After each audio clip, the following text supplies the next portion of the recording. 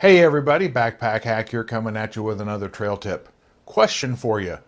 Is putting alkaline batteries in your refrigerator or your freezer a way to extend the shelf life? Or does it reduce the shelf life? Or does it even make any difference? I determined to answer that question for myself.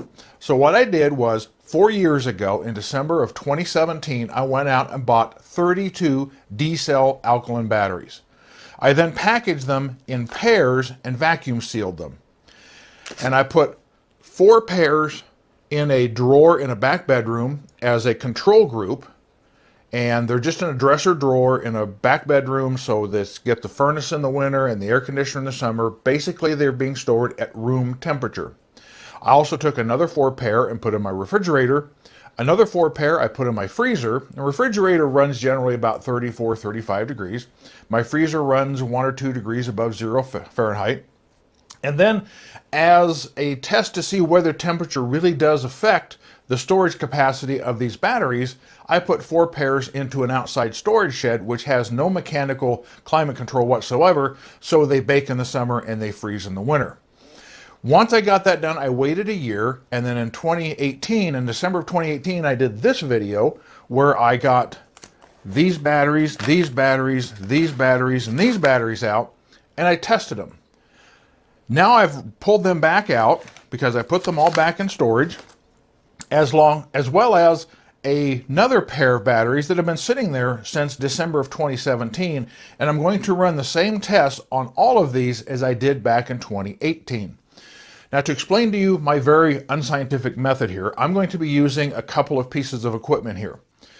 First off, I'm going to test it for light output, and then I'm going to test them for voltage. Now, for light output, I have a very, very expensive, finely crafted, highly engineered, tuned machine to do that with. And that is this, a 99-cent Ozark Trail flashlight. It takes 1 D battery. That's all it uses. To measure the light, I'm going to be using my rather inexpensive 4-in-1 environment meter, which does have the ability to measure lux. As for a test stand, I'm going to be placing the sensor for that under a piece of 2-inch PVC conduit, the bell end that I notched out, so I can place the sensor for my meter underneath there.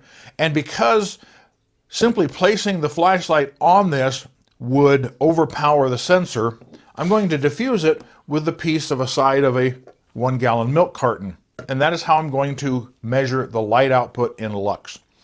For the voltage, I'm going to measure a little bit more scientifically and using my Fluke 289, which can measure down to the 10,000ths of a volt. So what I'm going to do is I'm going to open each one of these up, run them through the flashlight and get the light output, and then I'll run them through the voltmeter and see what kind of voltage they have, and we'll compare the results with what the ones that I did 3 years ago compared to see how they did, and then compare the ones that have been in storage for the last 4 years to see how they've done in their voltage since 2017. So let's get started.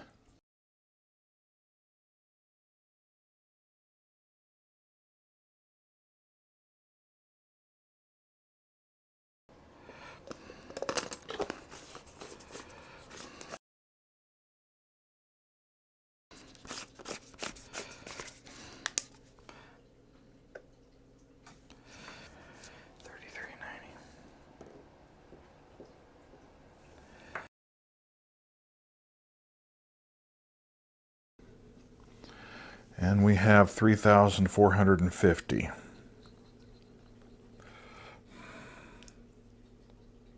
$61.12 is $59.85.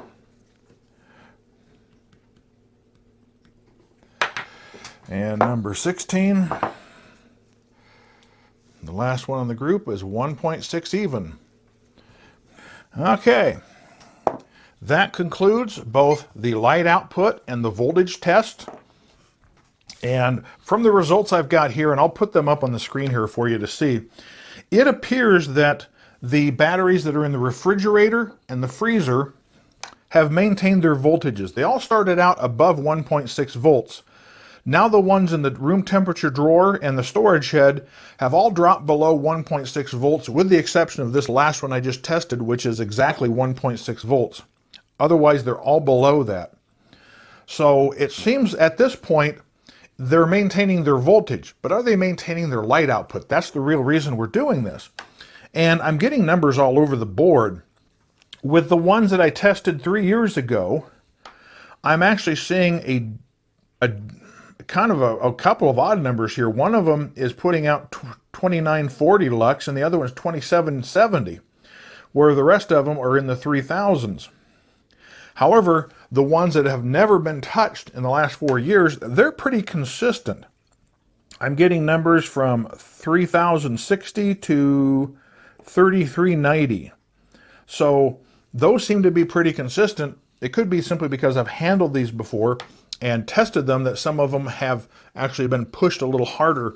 These have been pushed a little harder than that, even though I'm just testing voltage and light output like I did. But this is only half of the experiment. What I'm going to do is I'm going to repackage these up and relabel them to test them in 3 years in December of 2024, which I will get them all out again, along with another 8, which have been in storage just like these 8 right here, that have never been touched since I stored them in 2017.